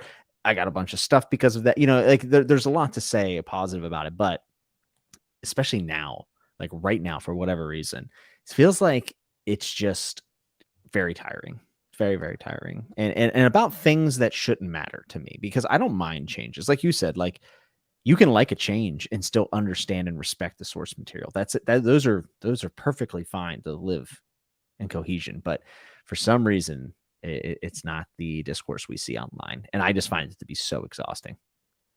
I find it to be exhausting when people cannot accept that film and the written word are such different mediums that it's just, you cannot always take something from a book and put it on screen. You can't. And strong female character point, I'm intrigued. If you've seen The Wheel of Time, Egwene is just like a perfect example to me about how a strong female character can get lost in translation. In the books, this isn't a spoiler because it happens very early on, so I don't have a problem talking about it. But in the books, Egwene, Moraine comes into town. This person comes into town to take the 3 boys away because there's something called ta'veren. They are special, and the pattern weaves itself around them. And she's not sure which one's the most special boy, but one of them is. And Egwene comes out and is like, I'm coming. And Maureen's like, no, you're not. And Egwene's like, yes, I am. I don't want to be stuck in this town forever. And a lot of her storyline is about her being very, very willing to shed her small town life, even at great resistance from her friends.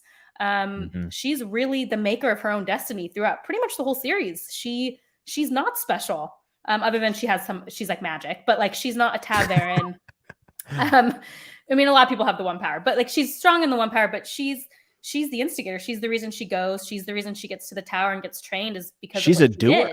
She's a doer. And in the show, they interpreted her not being ta'veren as making her less special. So in the book, they make her ta'veren and Moraine takes her. And it was a complete removal of agency for Egwene. And I think to them, they were making Egwene stronger because she got to be just as special as the boys. She could be the Dragon Reborn too, like females could too, instead of understanding that Egwene's primary strength came from her not taking no as an answer ever in the series and saying, I want to be a part of this and I'm going to create my own destiny, whether or not you're telling me I can. And that comes to me from a fundamental misunderstanding of what strength is and what a character is. And so I see that a lot with female characters. They have to be the strongest, the wittiest, the best fighter. Yeah. Without understanding that that's not what makes a good character. That's right. Yeah. Egwene, I agree. Egwene has she's kind of annoying in the first few, but one of my favorites as the series goes on. Yeah, I've only read the first 5, and I like Egwene quite a bit. I actually thought she was my favorite character because she just did things instead of just complaining about it the entire time. So I was like, that's my girl. We'll go with that. And so, what did you think then of that change in the show? Do you feel differently than I do about that, or did you like it? No, I thought it was a dumb that change didn't do anything. Like it didn't. If anything, it just made the lore inconsistent, which there's not a really big issue with the lore in Wheel of Time. That's one thing about it that I would say is pretty solid. At least in my opinion. So that was a change. It was like, why are you messing with the lore? Like, and what was very interesting to me is, so my best friends from childhood. She doesn't like read fantasy, but she loves fantasy shows. So she's watched all of Game of Thrones. She has read Lord of the Rings. She's super into Lord of the Rings. So she watched Wheel of Time with zero Wheel of Time knowledge. And her boyfriend did. And it was very interesting for me to talk to her because she was like, well, none of the girls can be the dragon because it wouldn't be as interesting because people only fear the boy dragon after episode 1. Yeah. And that taught me that change did nothing. And in fact, they thought Rand was the Dragon Reborn the whole time. They said, well, they're not focusing enough on him and he has main character energy. So I'm sure it's him. It was obvious. So obvious. And so then you have to ask, well, what did that change really? Because I actually, before the show, I understood the idea of trying to make that a mystery. I actually supported the idea. I was like, did too. I was like, that's really interesting. Make it more from Moraine's perspective for the first little bit. She didn't know in the books. Wow, how interesting. And then they just really didn't commit. Yeah, it just made inconsistencies. I mean, I watched the first, I think, 3 episodes is what I got through. And you didn't even finish? Oh no, I was out. And I was excited about the show. Like if you go back and watch old episodes, Chad went nuts. Me and Man Carrington, they were talking about it, and he was like, "Dude, I have a feeling about this show." I'm like, "Yeah, man, like this is gonna be cool. I really hope it's good." I was stoked, and I thought it was gonna be great. I watched it with my wife. I remember showing her the trailer, and she's like, "It looks pretty good." And I was like, "Yeah, it looks pretty good." And we watched it, and I remember her being like, "Yeah, it's like it's obviously not any of the girls." And I'm like, "Yeah, clearly, because." So you didn't even get to watch episode 8. No, but I've seen some of the clips that people have problems with. So I've said this before, but I had a bunch of people that I knew that were watching it, not fans of the book or anything. And they're just like, dude, this show's actually really good. And I was like, oh yeah. And then episode 8, like these are not book readers. Like these are your general audience. And they said they were done with the show after episode 8. They were like, it was awful. They said it was terrible and they were out. And these are people who aren't, worried about the book lore or consistencies. They were just like, that was just terrible television. I'm out. Yeah, and it's one of the reasons I actually ended up waiting. Everyone did their like retrospectives right after the show came out, and I waited. I think I waited like 2 weeks. Yeah. Yep. Correct, Alex. Yes, correct. Obviously, I'm going to agree.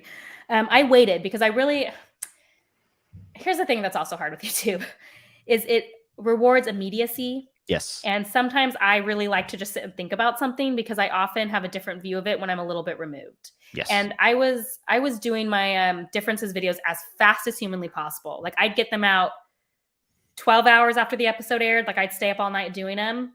And so I had these gripes with individual episodes.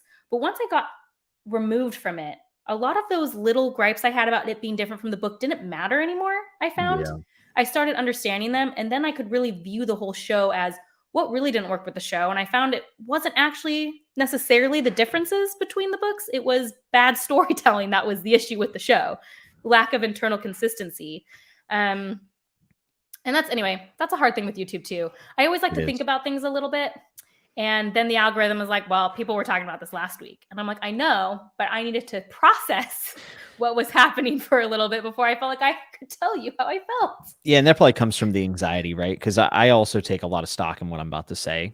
Sometimes I try to calm down after books because I don't want to always just be screaming in the camera about how much I loved it, And Wall of Storms was an exception. I like that. I know, but that was like one of my favorite reviews. Like, screw it. You were like out of breath when you were giving that review. Yeah, I was like, gloves coming off. I'm in. And I love that book. And I have settled on it. And guess what? I still feel that way. So I'm glad that I did that. But I had a feeling, like after I read it, I was like, I'll feel okay about this hyperbolic review right now that I'm doing right now in 2 weeks. And I was correct, thankfully, because there was a time, I would review books directly after. I would turn the last page, lights on, we're going. And I would just be thrilled because I got through a book and you're on that high. And then you start thinking about it and you go, well, this could have been better, this not, and you still might really love the book, but you come down a little bit and you think about it in the grand scheme of things. And especially for us, we're reading a lot of books. You start to think about it in the genre, at least of what you've read, right? And then you can start to make qualifying statements that way. But yeah, I'm a big fan of taking my time when it comes to reacting to things. And the House of the Dragon, I'm going to do episode. I'm going to talk about each episode. I'm not going to go into the differences between Fire and Blood because Fire and Blood is just a reference history text. And I'm not the person to do that. There's a billion other Song of Ice and Fire people that are amazing that will do that. But I'm looking forward to doing those videos, but I'm also very nervous. I'm very, very nervous for people not in our audience to come in, And they will. Oh, they will. They will. They will. It's tough. I'm glad I did my Wheel of Time as fast as I did, and then I'm glad for the last, like, the final review I did of the Wheel of Time show, I waited a couple weeks, and that worked for me. So maybe you could do something similar where, like, you do each episode, but then you give yourself time to think about the whole, after it's done.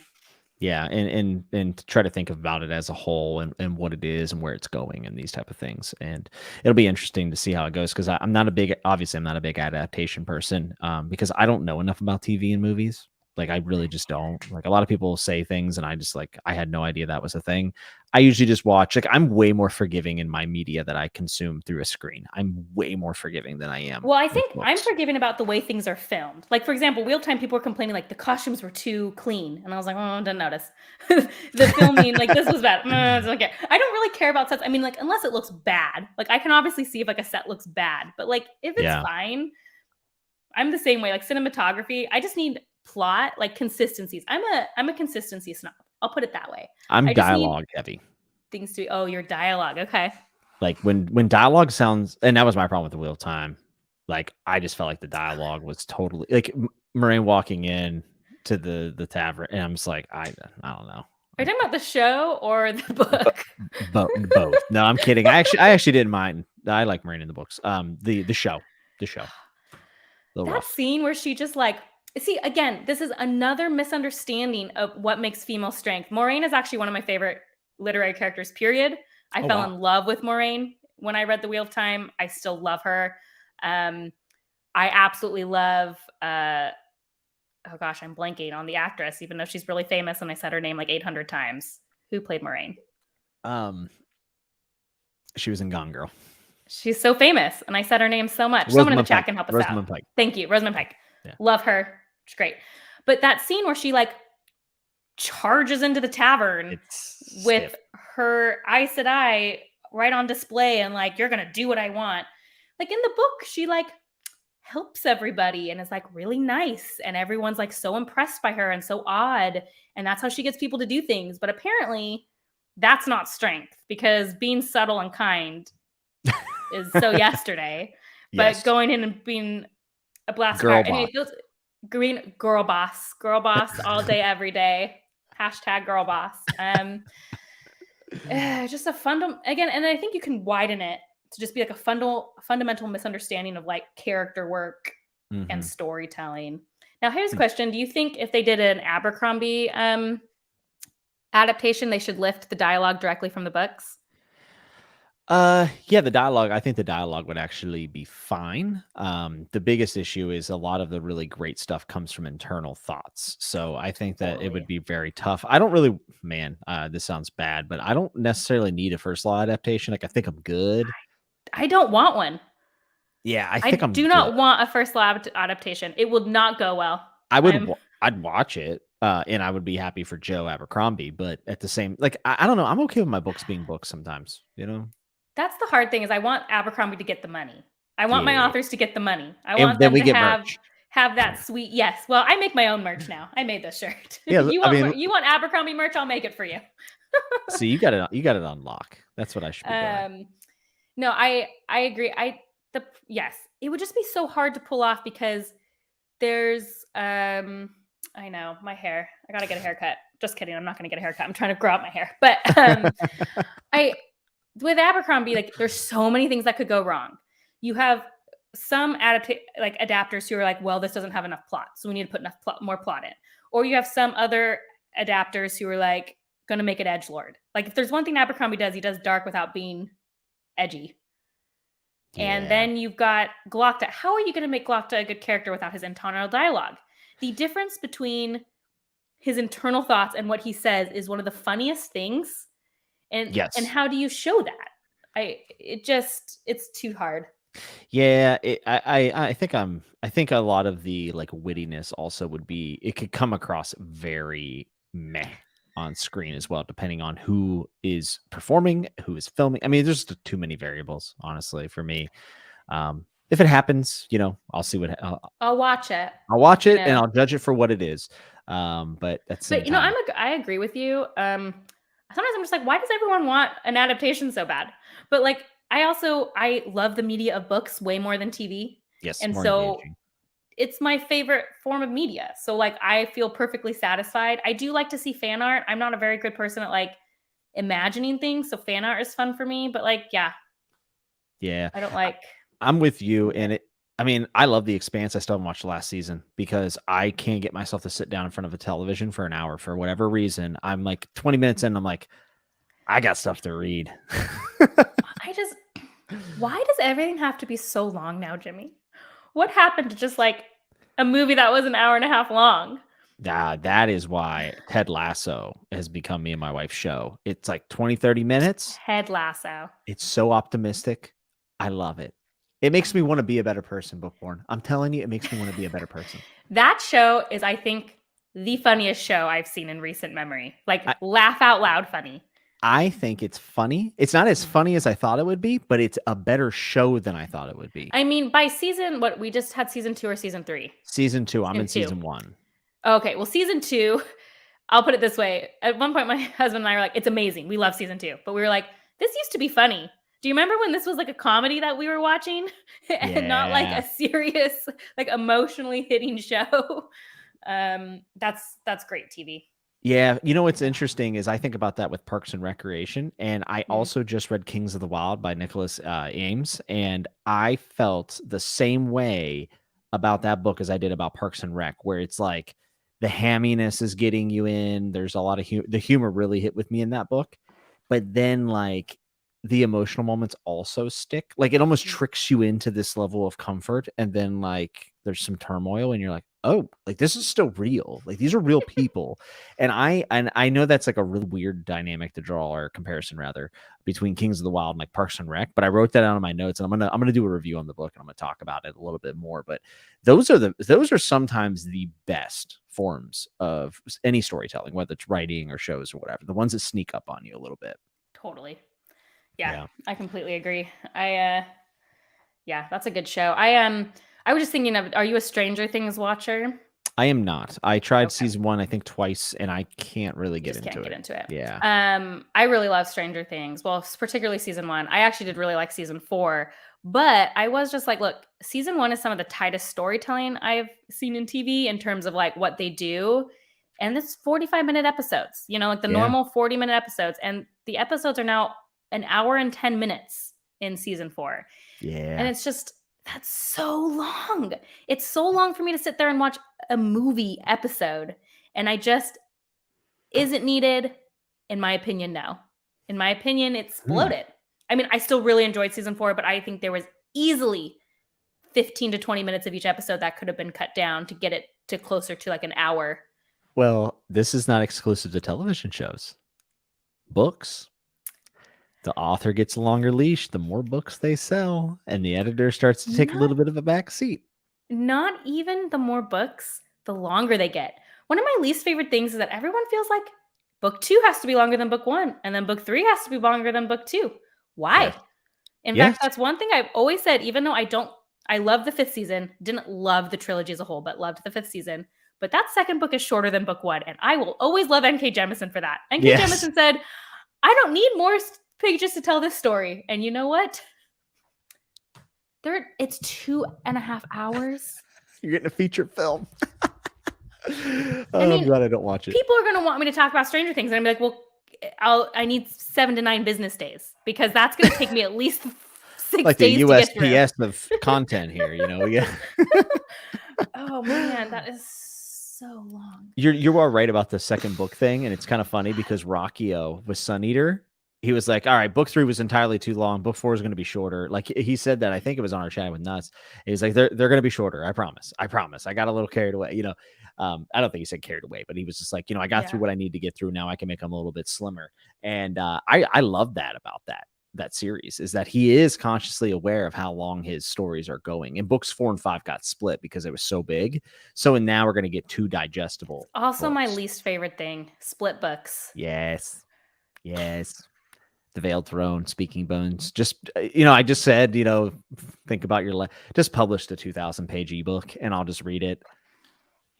Just give me one narrative. And I doubt you've read Skyward, but Correct. he split the book, the third book, into 3 and 4, and the third book suffers. It's half a book. It felt like half a book, and good. I want to read it. Like, and even though, have you read Greenbone yet? I just can't keep track of who's read everything. I have not, but I also did want to say this before we get away from adaptations. Greenbone was not picked up by Peacock. They filmed I don't know if they filmed, but they put it together. They sent it to Peacock. Peacock is now not moving forward with Greenbone Saga, but they are shopping the rights for the show. Fondly tweeted about it today. So hopefully it ends up somewhere better, because I'll be honest, if it was on Peacock, it was like a 90% chance it was going to suck. So I'm just being honest. Like, I'd rather see Netflix pick it up than Peacock, personally. I think I've only seen one thing on Peacock. I think the Mim Bam show was on Peacock. I don't know. Do you know any McElroy? The McElroy brothers? Okay. No. We should talk about that. That was great content. Anyone in the comment section knows who the McElroys are, you let me know. But I'm intrigued. Have you read The Greenbone? I have not. Okay. That I actually think could make a good adaptation. If anything was going to. But the Greenbone Saga, I loved it. Holy moly. That third book was so good. Which is interesting, because in your books that are series that peaked in book 1, Jade City was on there. Not from me. Not from you, but from your audience. Yeah. I thought that was interesting. They are objectively incorrect. I was talking to people about this. Like, how objectively I'm calling it now. My opinion is right. Yours is wrong. Those do not peak at book 1. You heard it here first. I know. I just think, because I rated the first book 4.5, the second book 4.5, and the third book 5. But those got progressively longer, and I was a little grumpy about it. The third book ended up being amazing, but I just was like, I got it from the library because it's not out in paperback yet, and the other 2 are in paperback. And I went and picked it up, and I was like, this is like 900 pages. Like, why is everything? And then Death's End, which was the third book in the 3-body problem, also was 800 pages or something. And I was just like, God, I just don't have time for this. I mean, they were both amazing. So I actually know exactly what you're talking about, because so Judging Eye is like, the text is small, but I think it's like 420 pages. I'm like, but it's one of those smash it. But like, I'll smash through this. Yeah. White Luck Warrior is like 200 more pages, and I'm like, no, you're just like, why are you doing this to me? I just like, let's bring back the 300-page high fantasy novel. So I don't know about you, but after I finished Dandelion, and by the way, folks, I love chunkers. Like, I'm all about the thick boys. I'm in. Okay. But after Dandelion, I was like, I'm taking a break. Like, I am doing 500, like maybe a little bit over 500. But I need like some short stuff. And it's just to see a different form of storytelling, because sometimes people, and I did feel this in Speaking Bones, I don't know about you, but I did start to get a little bit taxed by the details that were being explained out, like, in painstakingly, detail. It was a lot for me. So there's something magical about when someone can still pull off something that feels epic, but they do it shorter. It's just like, they don't take the liberty of the setup and the explanations and whatnot. I had the same issue with Rhythm of War. I actually said I felt like people who really like Speaking Bones would also like Rhythm of War, because they both go into tons of detail. And I loved Rhythm of War. Okay? and I do love Speaking Bones, by the way. I thought it was great. No, I knocked half a star on Speaking Bones for what you said. Me too. Kyle told me, he was like, I can't believe you didn't get that 5 stars. And I was like, I cannot forget that this story got bogged down. I will go on record saying about 100 pages could have been cut. Not all at once, but there were 10 pages here and there that could have been cut. And 100 pages isn't a lot in the scope of that book. So I clearly really loved it. Mm-hmm. But I do think, like, hey, there were just a few times I got like a little bogged down. I will say Legacy was long, but I did not get bogged down in Legacy that way. I felt like she kept it pretty going. But the ironic thing for me is I never want to start a long book, but all of my favorite books are super long. So like that's why I didn't want to start Sword of Kaigen for the longest time, because I was like, it's like 600 pages, and I'm just like, ugh. I want to read Perdito's Street Station so bad. Like, I want to read that book so bad, but when am I ever fitting that in? It's like 700 pages, and I know it's weird, and I know it's really like I don't want to use the word dense, but like I'm gonna think a lot when I read that book, and it's like, when do I have time for that 700-page standalone, like randomly? You know, I know, but then I read The Sword of Kaigen, and it's like one of my favorite books of all time. But like, phenomenal. and it's the same thing like Death's End, which is the third three body problem. Like that is a dense book. Like Yeah. it is so much science, and I loved it. I loved it, but and it's like that's what's stopping me. Like Ship of Magic, I was so excited to read it in July, and then Kyle sent it to me, and it's like no one told me it was this big. Like this book is so big. Like I'm tired, Jimmy. Like I read Speaking Bones, and then I finished Death's End, then I finished Jade Legacy, and I'm like, these are all sad, long books. Like I need You to need like a breath. breathe for a second. You need Legends and Lattes or whatever that book I was. need to go read Legends and Lattes, or I'm thinking of actually doing. Zach did love that book, so maybe I should read it. Heard But it's great. Honey and Wildfire, I Never heard of it. might be my next. It's a self-pubbed. Okay. But that might be my next little like nice short. I'm reading Beowulf right now, which is only like 100 pages, and it's like a poem. You know, I read a manga yesterday because I just needed a break. Listen, I love manga. Like I went from being like, oh, this is a nice break from reading to like, I love it. Like I'm kind of becoming obsessed with Haikyuu, which it's is the dark horse of my life. I'm reading a sports manga. I can't think of anything that could be more antithesis of who I think I am as a person. Not the manga part. I used to read manga growing up, but just a sports one.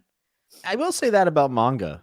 For those of you who do not read it, it seems to take a lot of the things that I don't enjoy in traditional books, and then it does it in that format, and it works. Like it's very strange.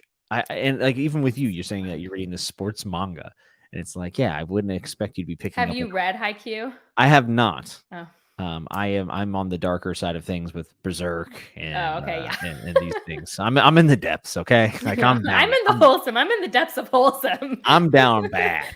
All right. I open up Berserk and have an existential crisis every time I flip the page. But oh my goodness, the art is like just absolutely fantastic. And I've been reading Attack on Titan, which I do think you would like. I'm sure I would. I've heard so much about it that makes me think I would like it. You should read it. If I don't think I'll ever be like a main manga reader. I don't think I'll ever be someone that like that's my main form of reading. Yes, same. But I do love like putting a Haikyuu in like once a month has been really great. My only big issue with reading manga is it's really expensive. Sure. Because I finished the book in like a couple sittings. Like I read Haikyuu, I started it yesterday morning, finished it by the afternoon. Yep. And it was the same price as my 800-page book that I bought. So yeah, it's expensive. And people are like, well, read it digitally. And I'm like, I will not read manga digitally. Absolutely not. I keep saying I'm going to do it, but I got the like Colossal Edition Attack on Titan. I got the big Berserk. Man, when you have like those massive pages and you can like sit there and see push the art. I love it. It's adorable. Attack on Titan. Maybe that will be my next break one. Maybe I'll try. I really do. I'm very interested. I've just heard so much good stuff about it. The plotting is insane. I feel like I'd probably really like it. So I'm in Colossal Edition 4 or 5. How many are there? There's going to be 7 Colossal Editions. Okay. I have up to 6. 7 comes out in November. Is this like combining? Yes. Like okay. They're thick boys, but okay. It is so readable. It's ridiculous. Maybe my favorite plot of all time. Like I wish it was a book. And I know you're making me want to go read it. You can't distract me from my current things I need to read, Jimmy. But then we can collaborate. It'll be fun. I'm going to look it up. Someone's coming over here justifying the price based off artwork. And I agree. I really do think they're expensive because the artists need to be paid for all of that work. So like, I understand why it's expensive, but yeah, definitely. It doesn't make it easier to buy when I'm finishing it in a single day. But they're colossal editions. That interests me. I'll have to go look.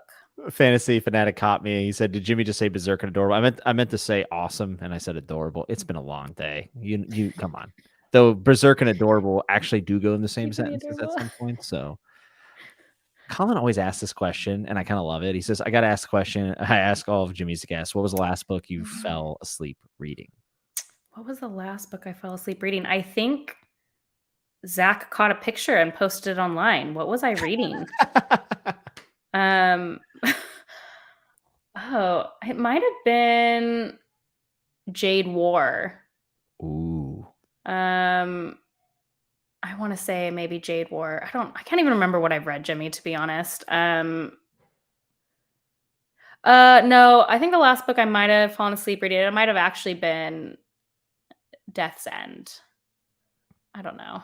And that book's pretty not, I don't want to use the word dry, but it's Oh, when I fall asleep, it's just because I'm reading really late. So that same. was actually the reason I think I fell asleep at Death's End was because I mean it is really dense. I just get really bad insomnia sometimes, and if I wake up in the middle of the night, I can't fall back asleep. So like I had woken up at like 1 a.m. and I had been in bed and it was like 2:30 and I still hadn't fallen asleep. So I just grabbed Death's End and went downstairs on the couch and tried to read until I fell asleep. I'm That's trying what to think I if I do. actually fell asleep or if it didn't work, and then I had to like listen to my go to sleep podcast. Anyway, I was up all night that night. I don't think anything worked, but I think it might have been Death's End. I can fall asleep on the couch reading a book and then I go up to bed and then I'm up for 3 hours. So That's how I am. it's It's so annoying. I try actually. I try to read until I'm so tired I can barely keep my head up in hopes that I can like just like lean over and go to sleep. I fell asleep reading Tiago Abdallah's novella he released, Prelude to Ashes, but it was like I literally was like, "Oh, I want to start that," and we were moving, and I opened it on my phone and fell asleep. So it wasn't like I was bored. It was just like I literally was like, "Oh, I gotta read something today."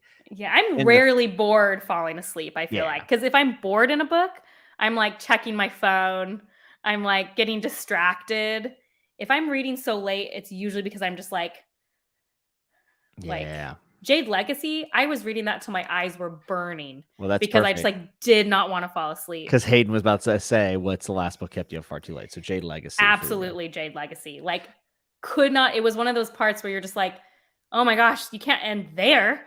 I got to go another page. Oh man, I can't end there." Like my eyes are like Yeah. burning. I'm like I got to go to bed. Yeah, Uh, Jade Legacy for sure. Mine was Wall of Storms was the last book I remember staying up very late for. Yeah. From this Book is going was to sound crazy, but from page like 450 on in Wall of Storms, it's just like I stayed up fantastic. late reading Wall of Storms. It has 2 climaxes too, which I'm a big fan of that. The Bone Hunters is one of my favorite books of all time. It also follows that. And it's one of the really one of the hardest things to pull off, I think, in a Mhm. book. And to follow up the first climax, especially when it's as excellent as Wall of Storms was. Wall of Storms is a game changer. What a great book. What a great book. I mean, that's why I say Wall of Storms is my favorite because, in my opinion, it's the tightest. Yep. That's what I said. Um, it's the tightest storytelling, and oh man, it's a good book. And I always try to tell people like just because that's my favorite, the series is absolutely worth reading. Like the Mhm. series as a whole is amazing. I loved how Speaking Bones ended, but 2 is still my favorite. Yeah, it's always tough whenever you say like not the last book, right? Is your favorite or not Derry your saying that about only fantasy readers can say, and no one blinks an eye. This is actually really funny because I had a friend and I gave her Circe. I don't know if you've read Circe by Madeline Miller. No, so I've read Song of Achilles. thank you. Yes, I have her other book though. I gave someone Circe and she was like, I don't know, Hillary, I'm really sorry. Like, it's just not grabbing me. And I was like, oh, I'm so sorry to hear that. Like, how far did you get? And she's like, oh, I'm like 3 pages in. And I was like, You didn't even I think she try. might have been 8 pages. I think she was 8 pages in. And to me, Still. 8 pages, that's like a prologue in most books I read. So she was like, yeah, it's just not grabbing. And I'm like, I told her, I was like, it's been 8 pages. You can talk to me after you're 25% through the book. Like, you Yeah, can't that's talk to me that. after 8 pages. Even like literary fiction, that's a little short. That's a little It short. feels short, right? And but I do think fantasy readers have this really warped sense of what it means. Like, I'm like, well, I need to at least be grabbed by the first 100 pages. Like, to me, it's like 100 pages. I hope I'm grabbed. And even then, I'm like, well, Who knows, right? who You don't want to miss knows? out on something. Yeah, I don't really DNF, so I'm willing to give a book several hundred pages, you know? Yeah, I've Um, DNF'd 2 books this year, I think. Mm. One was Elantris, and the other one was Damnation Game by Clive Barker.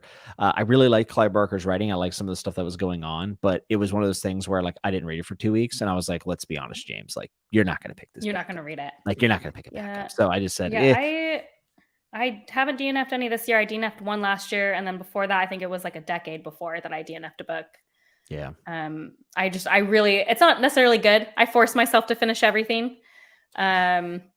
But then I feel like I get to have an opinion on it because I read it. I read the thing. Yeah, a lot of people So you do can't like tell me that. I can't have an opinion about it. Yeah, that definitely is valid. I'll be honest, especially after Dandelion Dynasty and like diving in to Aspect Emperor by R. Scott Baker, I'm just realizing that there's still so much out there that I absolutely love that I feel like my leash is just going to continue to get shorter for DNFs, to be honest, because I can kind of feel it, Yeah, that's whenever my it's gonna work. biggest. Like that's the biggest thing that would sway me to maybe becoming a DNFer is just the idea of like, why are you wasting time? You got so little Mhm. time on this world. That's Why right. are you wasting it with this bad stuff? But I have this anxiety of like, but what if? But what if? I'm also kind of a completionist. Like it bothers me when I don't Yes. complete things. Like I'm the person who spends 300 hours on a video game because I want to get every quest. So it is a DNF thing. I also, in some ways, thinks it's made me a better reader. To be able to Hmm. sit in things that I'm not enjoying or that are boring me. I don't know if the me of a decade ago could read the Dandelion Dynasty. Yeah. But today I can. I think for me in my journey, part of that is understanding like that things can be boring and I can still read and enjoy them. Yeah, and also like not every single part of the story is going to have me glued to the page. Like I would even say that with I keep pointing to this book over here, but I'm really really loving it. Like it's really good, but there's even parts of it that I'm like, okay, this is slow. Like most people are not Mhm. going to enjoy this. I'm personally not like having the best time like on this page, but it's fine because I still enjoy the writing. Like as long as I can find some sort of redeeming quality about it. Like that was one thing I have to say for Cage of Souls by Adrian Tchaikovsky, which I didn't like at all. And I actually think I went on record saying I wish I would have DNF'd it, but I'm kind of glad I didn't. Like if I'm Mm. really honest with myself, because it perplexed me so much. Like I was like, why do I hate this book so much? That I'm kind of glad I finished it because I can talk about it with people and explain my thoughts on it. So, and also, like, he did a great job of breadcrumbing me along for absolutely nothing, which kudos to him. He got me to read his whole book. So, So there you go. yeah, He made it for you. yeah, Yeah. Yeah, I think it depends. I'm definitely like when I say don't DNF, I never judge people who DNF books. I'm not here like I'm better than yeah. you. I don't I think mean, that. It's more just like a personal thing. About trying to power through. But and you saying that sometimes you don't enjoy everything on the page did remind me of the three body problem. Just coming back to that, I'm really excited for you to read that. I'm excited to read it. I'll be curious to see what you think of it.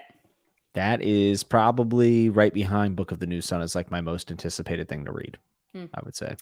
Yeah, I'm very excited for that. I mean, I I read both that and the Greenbone Saga pretty close. That's how you know I'm very into a trilogy because I've recently been kind of languishing time between trilogy, Hmm. and that I was like, I kind of just want to. And part of it too is like it's dense, so like I feel like I was going to forget too much. Like it's a story you can't just like get back into. You kind of need to like know what's going on. Yeah, it's funny you say that because I've been reading like multiple books at once and it's actually raised my reading stamina and I read Mm. a lot more during the day, but it takes me longer to get through things. And I've also been taking breaks in between installments and I think I'm going to go back to my old habits, which were destroy one book at a time. Like every effort goes into one book and read trilogies like very close to each other or series in general, I right? mean, I never like before I got on the internet, I would just pick up a series and read it. That's right.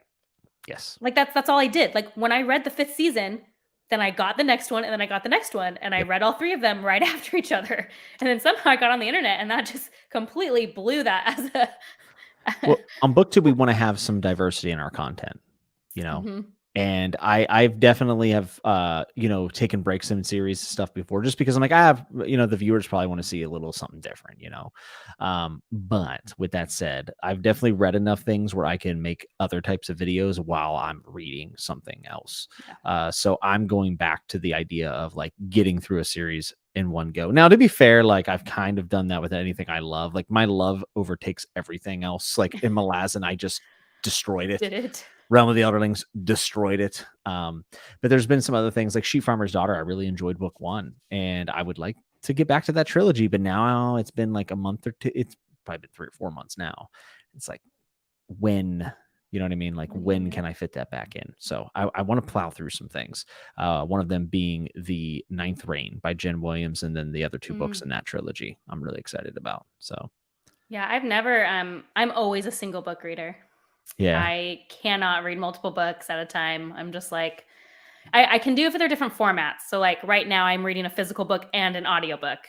That I can do because like it's a different medium, but I will never be reading 2 of the same medium at the same time. Yeah, I've been doing that for a while, and I'm gonna go back to it. But I'm thinking about making all my audiobooks like that are just audio, that I'm not immersion reading.